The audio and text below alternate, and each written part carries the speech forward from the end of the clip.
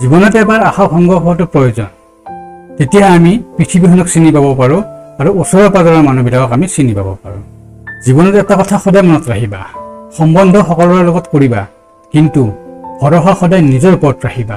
সম্বন্ধ এটাক ধনৰ দৰে সন্মান দিব লাগে, কাৰণ দুয়োটাকে হেৰুওৱা সহজ, কিন্তু পোৱাটো বৰ কঠিন। সোৱাদ জীৱনৰ লোৱা, কাৰোবাৰ ভৰসাৰ নহয়। আপোনাৰ ভৰসাৰ কোনোবাৰ সোৱাদ লৈছে জানো? যদি লৈছে, কমেণ্ট বক্সত অনুগ্ৰহ কৰি জনাই দিব। নিজৰ বাবে নহ'লেও আনৰ বাবে সফল হোৱা।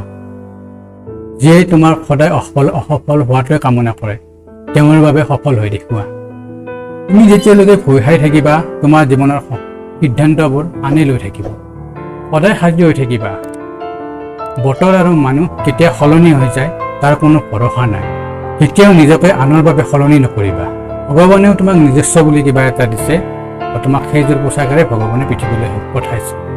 গতিকে আনৰ বাবে সলনি হোৱাৰ প্ৰয়োজন নাই। তুমি নিজে সদায় নিজৰ ঠাইত থাকা। জীৱনত যদি অশান্তি হৈ আছে, তেন্তে এটা কথা সদায় মনত ৰাখা, উজলি তেওঁৱেই উঠে যিয়ে প্ৰথমে ভাঙি চুৰমাৰ হৈ গৈছে।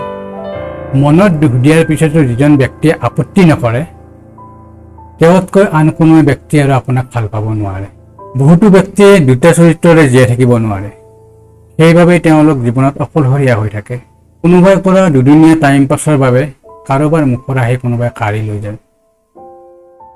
আপোনাৰ মুখৰ হাঁহি কোনোবাই কাঢ়িছে নেকি? যদি কোনোবাই বিশ্বাসঘাতকতা কৰে, তেন্তে তেওঁক ধন্যবাদ দিয়া, কাৰণ তেওঁৱে তোমাক শিকালে যে বিশ্বাস বহু ভাবি চিন্তিহে কৰিব লাগে। জীৱনত বহুতো আপোন মানুহ পাবা, কিন্তু কোন সঁচাকৈয়ে আপোন সেয়া সময়েহে ক'ব।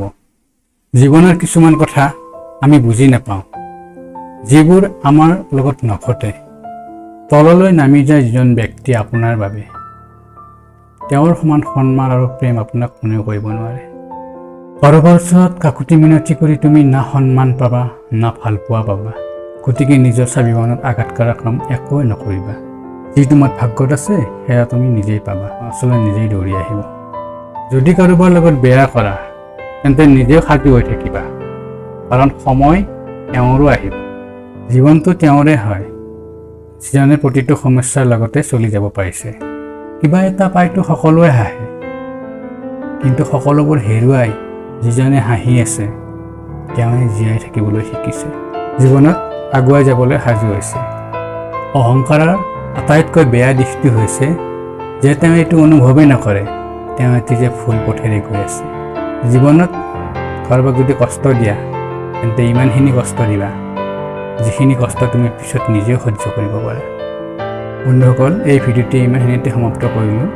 যদি ভিডিঅ'টি চাই ভাল পালে, তেন্তে চেনেলটি ছাবস্ক্ৰাইব কৰি বেল আইকনটি দবাই অল ছিলেক্ট কৰি ল'ব। লগতে ভিডিঅ'টো আন বন্ধুসকলৰ লগত আপোনালোকে শ্বেয়াৰ কৰি দিব।